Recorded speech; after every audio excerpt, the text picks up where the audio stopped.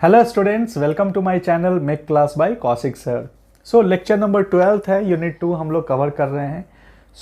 अपने इस लेक्चर में हम लोग अगले क्वेश्चन की तरफ बढ़ रहे हैं। पिछले लेक्चर में भी हम लोगों ने एक क्वेश्चन देखा था सिंपली सपोर्टेड बीम का। इस लेक्चर में भी बीम जो है सिंपली सपोर्टेड ही है, पर लोडिंग्स जो हैं वो चेंज हो गई हैं। तो हम लोग देखेंगे कि इस तरह के लोडिंग्स में हम लोग इस तरह से काम करते हैं। क्वेश्चन पढ़ते हैं। बहुत ही सिंपल सा सवाल है। क्या है? A simply supported beam. क्या दिख रहा है? सिंपली सपोर्टेड बीम है तो दोनों एंड्स पे सपोर्ट लगा होगा। एक होगा आर ए और दूसरा हो जाएगा आर बी। लगा हुआ है। कितना है? A B of span 6 metre. कितनी दूरी है भाई? तो यहां से यहां तक की दूरी जो है वो 6 मीटर की दूरी है। यानी इस बीम की जो दूरी है, लंबाई है, वो कितनी है? 6 मीटर की है। अब इसमें क्या क्या लगा हुआ है? Is subjected to loading as shown in the figure. इसने बोल दिया कि आप फिगर में आप देख के समझ जाइए। क्वेश्चन में आपको ऐसे ही दे देगा कि फिगर में दिया हुआ लोडिंग आप देख के समझ जाइए। ठीक है, तो आपको समझ जाना है। अभी मैं समझाऊंगा। Find the support reactions at A and B. अब ए और बी पे जो है सपोर्ट रिएक्शन या रिएक्शन फोर्स जो लग रहा है उसकी वैल्यू आपको निकालनी है। तो क्वेश्चन में हम लोगों को अलग अलग प्रकार का लोड्स दिखाई दे रहा है। क्या क्या दिख रहा है? आर ए जो है वो हमारा पॉइंट लोड है।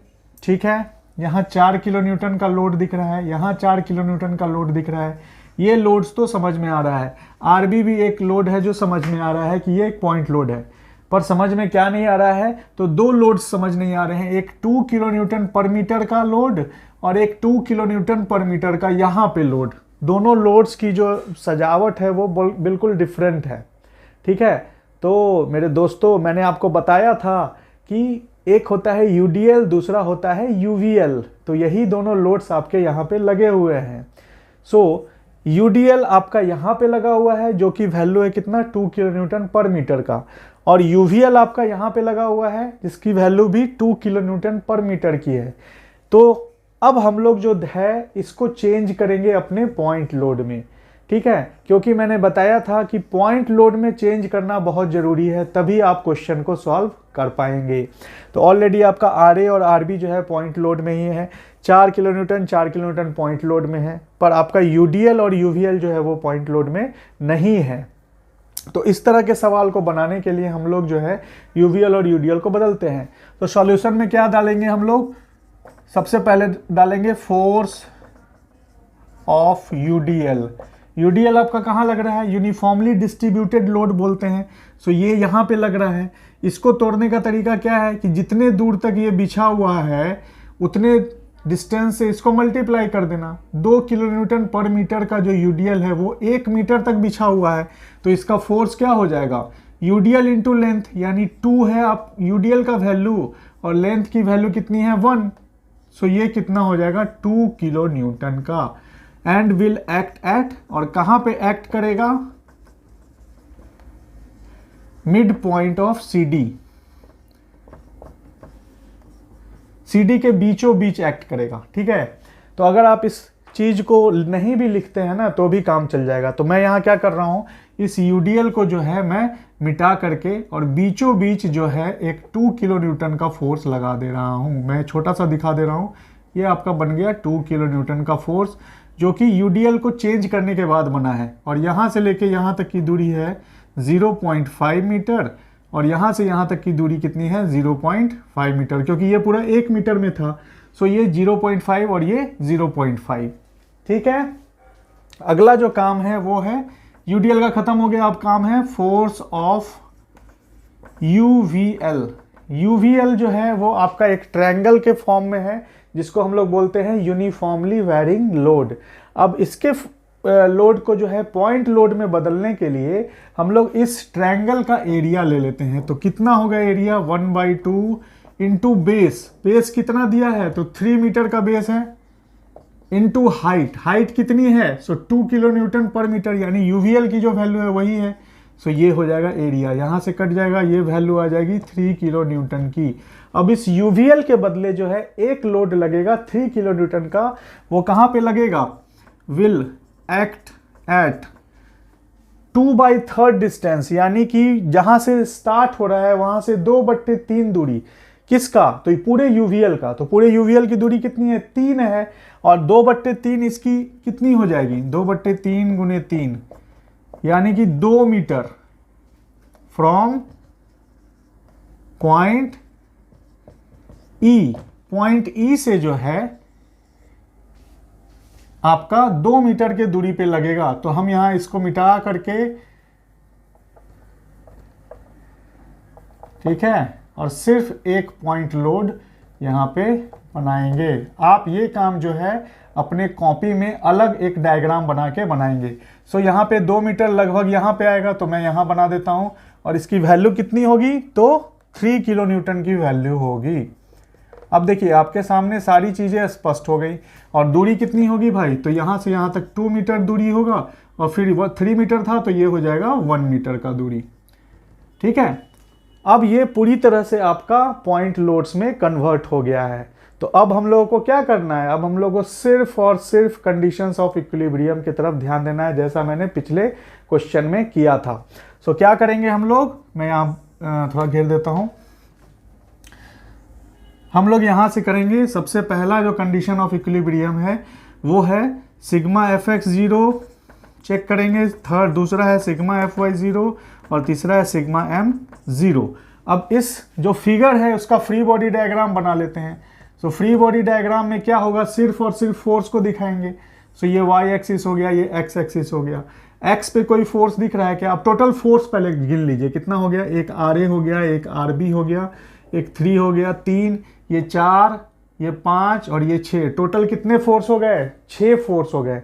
तो 6 फोर्स आपको इस फ्री बॉडी डायग्राम में बना देना है। सारे फोर्स जो है अपवर्ड्स या डाउनवर्ड्स ही जा रहे हैं, यानी y एक्सिस पे ही जा रहे हैं, x पे कोई नहीं फोर्स जा रहा है। तो हम लोग सिर्फ x और सिर्फ y एक्सिस पे बनाएंगे। ऊपर की ओर जा रहा है RA और RB, नीचे की ओर 3 फोर्स आ रहे हैं, 4 फोर्स आ रहे हैं। एक हो जाएगा 3 किलो न्यूटन, दूसरा हो जाएगा 4 किलो न्यूटन, फिर हो जाएगा 2 किलो न्यूटन, फिर हो जाएगा 4 किलो न्यूटन। टोटल कितने फोर्स हो गए? तो 4 फोर्स हो गए। तो हम लोग क्या करेंगे? सिग्मा Fx0 को नहीं लेंगे, ये हमारा इक्वेशन यूज ही नहीं होगा, तो हम लोग इसको साइड कर देंगे। इक्वेशन होगा हमारा सिग्मा Fy0। सो हम लोग क्या करेंगे? स्टार्ट करेंगे सिग्मा Fy0 से। सो सिग्मा Fy जब 0 करेंगे तो क्या हो जाएगा? RA प्लस RB, यानी जो पॉजिटिव y एक्सिस पे है, -3 -4 -2 -4 इक्वल टू कितना आना चाहिए? 0 आना चाहिए। अब इससे इक्वेशन निकल के आएगा RA plus RB is equal to 4 3 7 2 9 4 13। Total कितना हो जाएगा? 13। ये हमारा इक्वेशन फर्स्ट हो गया। ठीक है, अगला जो इक्वेशन होगा वो होगा sigma M is equal to 0। तो मैं यहाँ पे sigma M is equal to 0 ले लेता हूँ। अब हम लोग M को जो है किसी भी पॉइंट पे ले सकते हैं। मैंने पिछले बार पॉइंट A के लिए बताया था, आप पॉइंट B के लिए भी बना सकते हैं। वैसे पॉइंट पे बनाइए जहां पे फोर्स जो है आपको निकालना है। जैसे कि RA हमको पॉइंट A पे निकालना था, RA पॉइंट B पे निकालना था, RB, तो हम पॉइंट A और पॉइंट B ही सिलेक्ट करेंगे। ऐसे में क्या होगा कि कोई भी एक फोर्स जिस पॉइंट पे हम सिलेक्ट कर रहे हैं उस पॉइंट पे वो फोर्स का जो डिस्टेंस होगा वो क्या हो जाएगा? मोमेंट के इक्वेशन में 0 हो जाएगा। तो इस वजह से वो ऑलरेडी एलिमिनेट हो जाएगा। अगर A पे निकाल रहे हैं तो RA इंटू 0, RA जो एलिमिनेट हो गया, सिर्फ RB का इक्वेशन बच जाएगा और वहां से RB का वैल्यू हमको मिल जाएगा। सो इक्वेशन लिखते हैं हम लोग sigma MA is equal to 0। मैं यहीं पे लिखता हूं आगे। सो सिग्मा MA 0 में क्या होगा? सबसे पहले स्टार्ट करेंगे RA इंटू 0। ठीक है, अगला 4 के वजह से पॉइंट A के अबाउट क्लॉकवाइज, सो ये हो जाएगा +4 गुने, अब 4 की जो परपेंडिकुलर दूरी है वो कितनी है? 1 मीटर है पॉइंट A से, सो यहाँ 1 हो जाएगा। अगला फोर्स जो है 2 किलो न्यूटन का है, इसके वजह से भी आपका क्लॉकवाइज रोटेशन होगा। तो हम यहाँ लिखेंगे +2 इंटू, अब 2 की दूरी कितनी हो जाएगी पॉइंट A से? तो देखेंगे यहाँ से यहाँ तक था 1 और यहाँ से यहाँ तक था 0.5, क्योंकि बीचों बीच लग रहा है। सो टोटल दूरी कितनी हो जाएगी? 1 + 0.5, इसका मतलब है 1.5। ठीक है, अगला फोर्स 4 किलो न्यूटन का, ये भी जो है आपका क्लॉकवाइज रोटेशन देगा। हम लिख देंगे यहाँ 4 इंटू, अब टोटल इसकी दूरी पॉइंट ए से कितनी हो जाएगी, तो 2 मीटर हो जाएगी, क्योंकि यहां से यहां तक 1 है, यहां से यहां तक 1 है, तो टोटल कितना हो जाएगा, 2 हो जाएगा।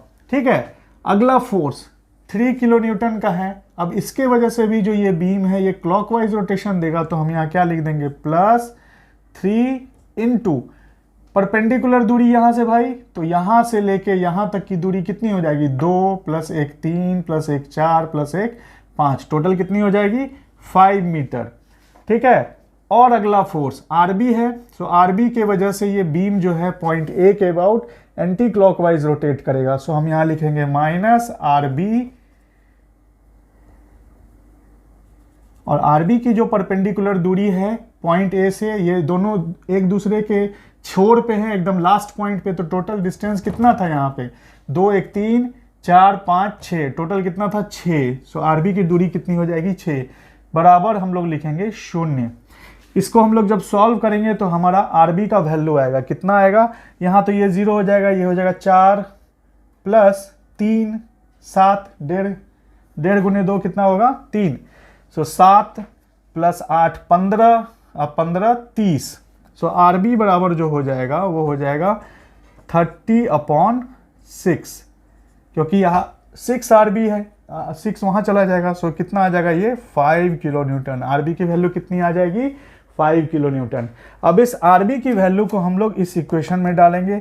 सो हम लोगों को कितना आएगा वैल्यू, मैं यहाँ पे बना लेता हूँ, इसको मिटा देता हूँ और मैं यहाँ पे बना देता हूँ। ठीक है, so putting RB = 5 in equation first equation हमारा ये है। सो RA + 5, RB की वैल्यू क्या है, 5 = 13। सो यहाँ से RA कितना आ जाएगा, 8 किलो न्यूटन। सो RA हो गया 8 और RB हो गया 5 किलो न्यूटन। आप इस तरह से लिख देंगे तो आपका आंसर जो होगा वो सही हो जाएगा। तो मैं यहाँ पे इसको लिख देता हूँ, RA का वैल्यू हो गया 8 और RB की वैल्यू जो हो गई वो कितनी हो गई, 5 किलो न्यूटन की। तो आप अगर देखेंगे भी तो टोटल 13 आ रहा है ना, तो यहाँ देखेंगे 4 2 6 4 10 3 13, इसका मतलब जो वैल्यू आया है आपका वो बिल्कुल सही है। ऊपर से भी 13 नीचे की ओर लग रहा है और नीचे से भी ऊपर जो है वो RA + RB बराबर 13 ही लग रहा है। ठीक है, तो ये सवाल जो है आपका यूवीएल और यूडीएल के ऊपर बेस्ड था, जिसको हम लोगों ने पॉइंट लोड में कन्वर्ट करके सॉल्व किया है।